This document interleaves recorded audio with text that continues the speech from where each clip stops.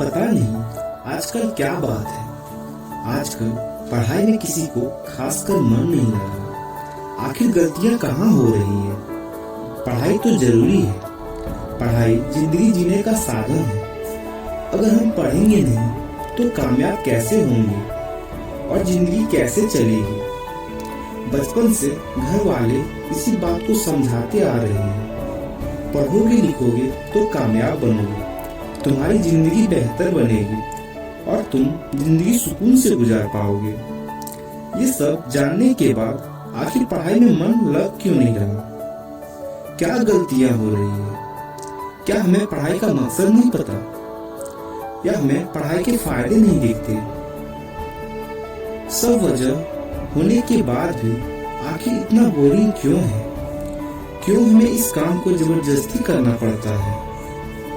मन ना चाहते हुए भी हमें उस काम को करना पड़ता है। करना इसलिए पड़ता है कि हमें पास होना है। अगर पढ़ेंगे नहीं तो फेल हो जाएंगे। साल भर की फीस और साल भर के एफर्ट्स सारे बर्बाद हो जाएंगे। फीस तो बचानी है, इसलिए ये तो करना ही पड़ेगा। बट दिक्कत ये है पढ़ाई में आग बनती ही नहीं है। महान लोग कहते हैं किसी भी काम को हम 21 दिन तक लगातार करते हैं तो वो हमारी हैबिट बन जाती है और उसी काम को 90 दिन से ज्यादा करते हैं तो वो हमारी लाइफ स्टाइल बन जाती है। लेकिन ना ये आदत बनी ना ही लाइफ स्टाइल बनी, बस एक जरूरत की चीज और फॉर्मेलिटी जिसे हम पूरा कर रहे हैं। मन भटकता है। मन को पसंद है घूमना, वो चीजें करना जिसमें आनंद है, लेकिन जो जरूरी है उसमें मन लगता ही नहीं है। किताबों में और ग्रंथों में कहा गया है मन को किसी एक काम पे लगा दिया जाए वो भागेगा, उसे पकड़ कर लाया जाए वो फिर भागेगा। लेकिन बार बार प्रयास करने पर मन एक जगह लग जाता है।